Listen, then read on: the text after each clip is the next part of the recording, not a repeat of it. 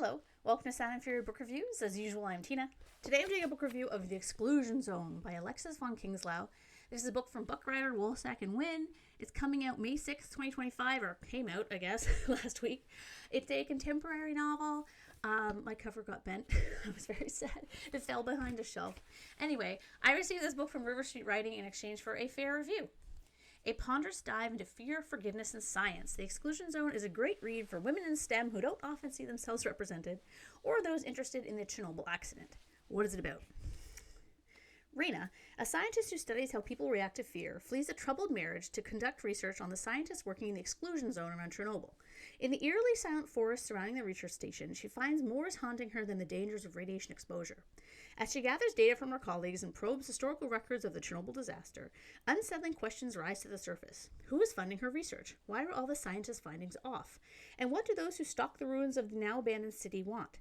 In this atmospheric tale, Alexis Von Konigslow deftly weaves the struggles of women in science with the impact of politics, both past and present, on the people and the environment. Okay, I'm going to stop.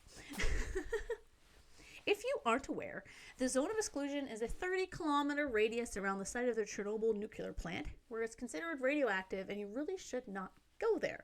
If you also aren't aware for some reason, because maybe you're younger and that's okay, Chernobyl was a nuclear power plant in 1986. Reactor number 4 exploded.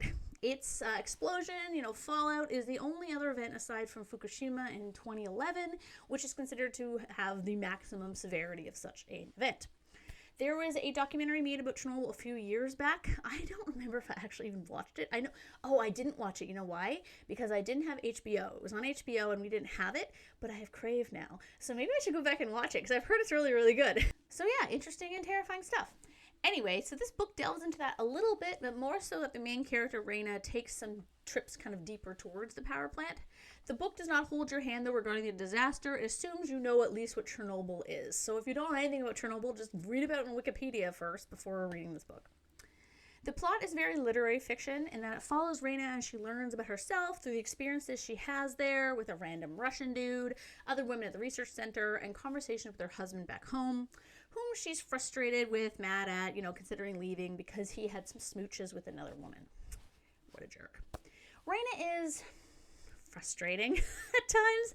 You sometimes feel sorry for her or understand her, but other times she doesn't. She does stuff that makes you raise an eyebrow. I found her a bit inconsistent, mainly, as sometimes she's very research driven and others she just sort of like wandering around. I couldn't really get a bead on her. I also had trouble understanding how old she is, as sometimes she felt like she was my age, like almost 40, and others she felt like she was in her early 20s. Maybe this is because she's very naive, and I suppose that's a part of her character's progress. She's mainly in the exclusion zone because she wants to prove to herself that she can be on her own without the cheating husband, and she can accomplish things without her dad's name, causing her to be labeled as, kind of a Nepo baby in the academic institutions. So I guess I can't try to remember, but her dad was like I think a physicist or something like that.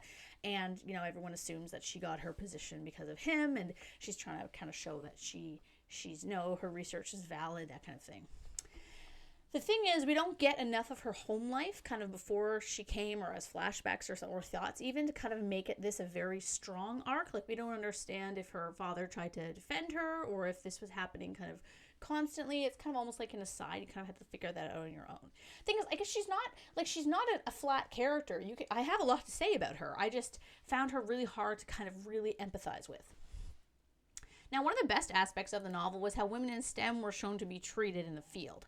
This was a bit didactic feeling, as it seemed like every man there was kind of a dick, but it does shed light on how women are talked down to, have their accolades downplayed, and have the research seen as less important, and even how they're taken advantage of physically in certain situations, and that stuff does happen today as well. And I thought that was really eye-opening because we don't often get academic books that kind of talk about that. Raina does some stuff that I would be like, oh God, why would you do that? But at the same time, if men weren't so predatory, it wouldn't be stupid. So this ties to her kind of being naive and protected, I think. And I think that she learns that. And I think it's a sad, harrowing lesson that she has to learn. That sometimes you just can't trust people. And a lot of the time as women, we can't trust men. And that's really, really frustrating. Anyway, This book does have some good tension at the end, mainly due to a situation Raina finds herself in, but it does take some time getting there.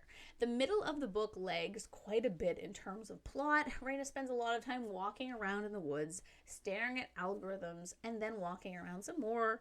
But overall, it's quite interesting if you don't mind a slow pace. Like, I had no trouble kind of keeping interested in it. It just was, like, quite slow. The kind of main thing about the novel that I couldn't get behind was the writing. There are a lot of short, stocky sentences that feel very choppy, and the dialogue lacked authenticity quite often. There's quite a bit of passive writing with was verbs every sentence for like a whole paragraph, or Raina, watching, hearing, seeing things versus describing the action for us kind of firsthand. Overall, though, I will say it's a really interesting novel despite its slow pace. If you have an interest in Chernobyl at all, I think you'll find this interesting. And if you work in STEM and you're a woman or you're a man and you want to like learn about kind of women's experiences, this one kind of explains a lot of kind of like why women band together in these spaces. It's because it's a defense mechanism. Just like, why do women always go to the bathroom together? Because we're afraid of creeps. Like, what do you think?